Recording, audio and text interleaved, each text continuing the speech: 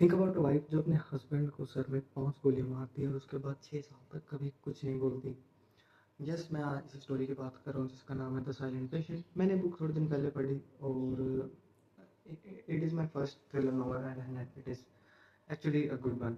आई आज इसके बारे में बात करेंगे। आज मैं बुक ने पढ़ी तो I will highly suggest you to read this book first and then come and watch this video, because आप स्पॉइल हो जाओगे उसके बाद कोई मज़ा नहीं आएगा बुक पढ़ने में। एंड ये काफ़ी अच्छी बुक है, आप इसको एक बार आप इसकी रेटिंग जाके चेक कर सकते हो। तो अगर स्टोरी की बात करें तो ये रिवॉल्व होती है एक लड़की के अराउंड जिसका नाम है एलिशिया बेरेंसन, जो कि है एक पेंटर जो अपने हस्बैंड के साथ काफ़ी अच्छी ज़िंदगी जी रही होती है। बट एक दिन कैसा क्या होता है कि भाई वो अपने हस्बैंड को सर में 5 गोलियाँ मारती है और उसके बाद कभी कुछ नहीं बोलती।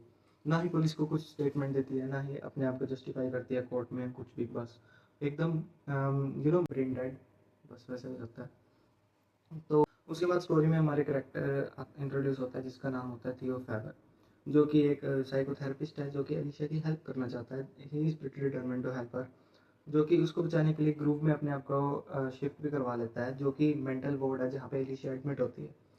एंड वो वहाँ पे जाके बहुत कुछ करता है। साथ में हमारी स्टोरी आगे ग्रो हो रही होती है। साथ में हमारे को ये पता चलता है कि जो थियो है उसकी वाइफ उसको चीट कर रही है, बिकॉज उसका बचपन भी काफ़ी अच्छा नहीं था। Only his only happiness of life was her wife, was his wife, and वो भी उसको चीट कर रही होती है।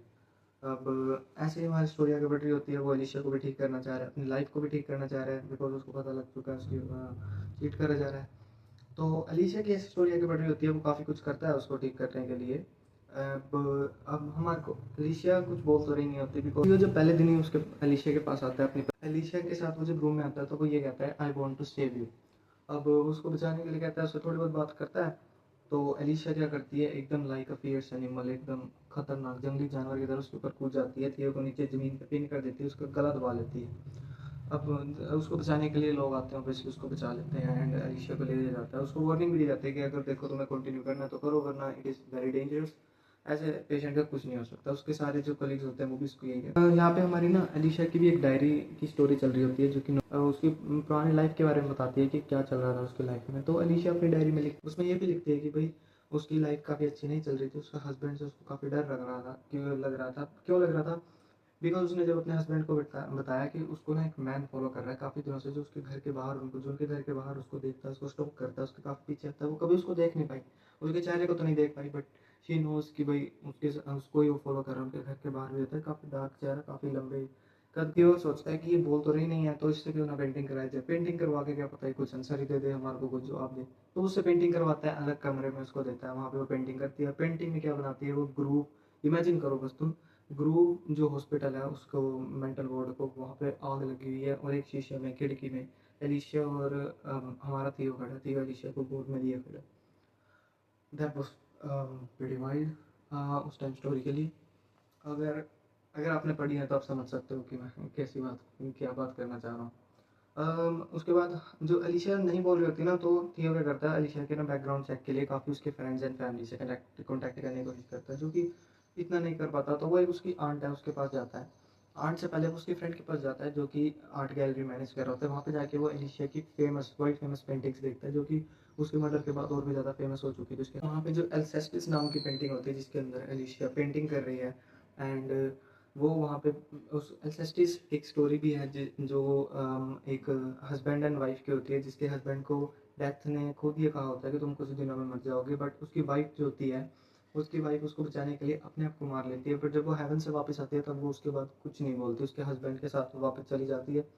एंड यहीं पे स्टोरी एंड हो जाती है। तो हमारी स्टोरी ऐसे बढ़ी रही होती है आगे। तो जब हमारे पता लगता है कि भाई एलिशिया के जो फैमिली वाले हैं वो भी काफ़ी उसके साथ बचपन से अच्छे नहीं थे, बिकॉज एलिशिया का बचपन काफ़ी अच्छा नहीं था। उसकी मदर की काफ़ी यंग एज में डेथ हो गई थी, उसके फादर ने भी सुसाइड कर लिया था। तो एलिशिया जब बोलती है तो वो बहुत कम बोलती है। वो उसको अपनी बुक देती है थियो को उससे पहले पढ़ने के लिए, जो कि वो पढ़ता है, उसकी डायरी पढ़ता है। उसके अंदर उसको पता लगता है कि क्या क्या हुआ था, इसको भी एक आदमी फॉलो कर रहा था। तो वो कहते तुम बोली क्यों नहीं, तुम बच सकती थी, बिकॉज उन्हें उसे ये शक था कि भाई इसने उसके हस्बैंड अपने हस्बैंड को नहीं मारा, उस आदमी ने उनके घर में ब्रेक करके उसको मारा। क्योंकि उसकी डायरी भी इसी नोट पेंड होती है कि भाई वो जो आदमी है वो मेरे घर में आ रहा है, वो अंदर अंदर आ चुका है, वो सीढ़ियाँ चढ़ रहा है, वहीं पे खत्म। तो एलिशा जब बोलती है तब वो उसको स्टोरी बताती है, जो थियो को स्टोरी बताती है। थियो को वही स्टोरी बताती है कि मुझे बाद में फॉलो कर रहा था, मैंने बाद भी को उनकी जो नेबर है उसको भी बताया था। एंड मैंने पुलिस को नहीं बताया, मैंने गैब्रियल को बताया। गैब्रियल ने मेरे पे यकीन नहीं करा और मुझे एक वो डॉक्टर के पास ले गया, मेंटल डॉक्टर के पास ले गया। तो वहाँ पे मेरा इलाज चल रहा था, बट मैंने उसकी दवाई नहीं खाई। मैंने बहुत टाइम तक ये चीज़ देखती रही कि वो आदमी मुझे फॉलो कर रहा है, मुझे हर जगह दिखता है। वो एक दिन लेक के पास जॉगिंग के लिए गई थी, वहाँ पे भी उसे दिखा। तो वो कहता है, अभी एक दिन ना मैं जब घर पे अकेली होती हूँ तो वो आदमी मेरे घर में आ जाता है, मैं झुकी होती पीछे से आके चाकू दिखाता है, नाइफ, एंड वो उसे ऊपर ले जाके कमरे में बांध देता है। वो कहता है जब तुम्हारा हस्बैंड आएगा तब देखेंगे। वो गन निकालने भी जाते हैं उसको मारने, बट गन उसके हाथ में होती है। तो जब गैब्रियल आता है तो वो गैब्रियल को भी वहीं बांध देता है, उसके सर में मारता है। एंड एलिशिया जो बता रही थी स्टोरी, एलिशिया बता रही है, तो वो ये कहती है कि भाई अम,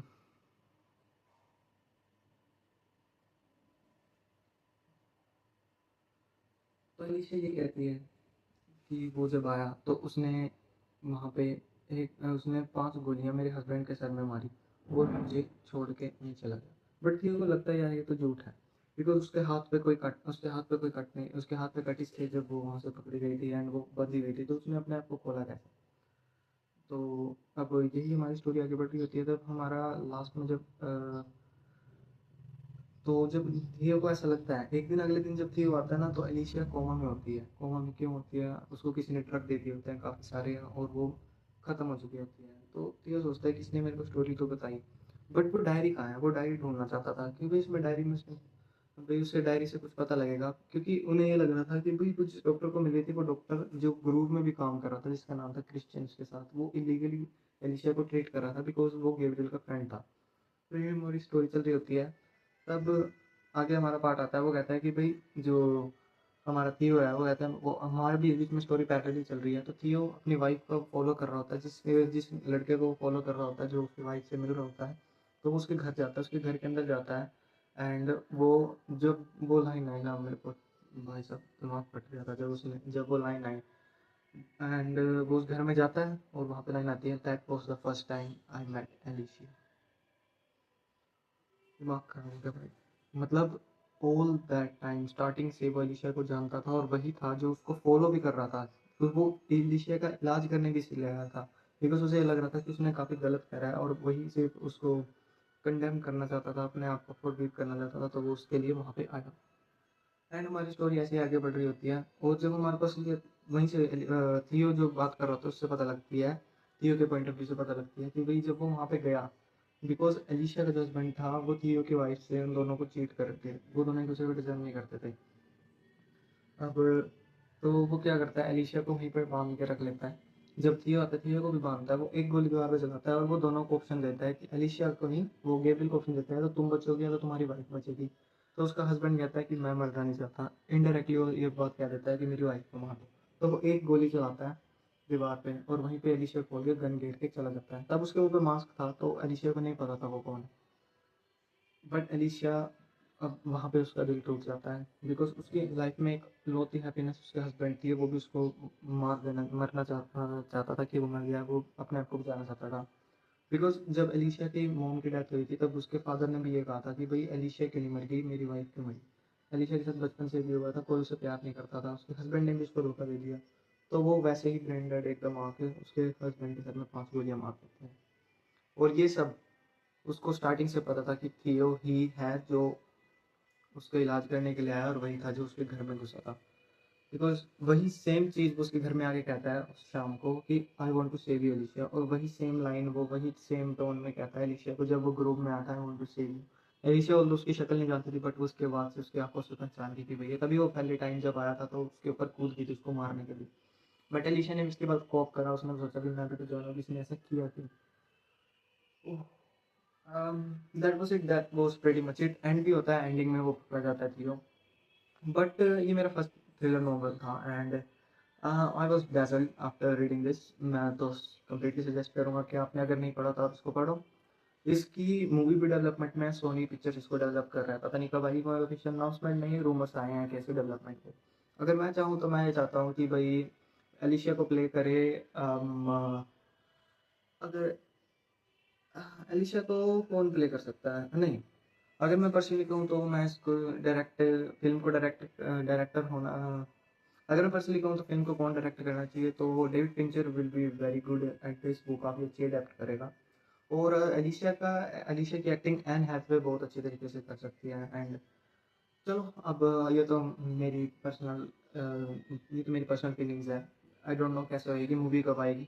अगर आपको अच्छी लगी है वीडियो तो प्लीज़ लाइक करना, और अगर आपको पॉप कल्चर से रिलेटेड, मूवी शो से रिलेटेड वीडियोस अच्छी लगती हैं, बुक्स भी अच्छी लगती हैं, तो आप सब्सक्राइब कर सकते हो। You don't need to, but you can. Okay, next video मिलते हैं, तब तक थैंक यू एंड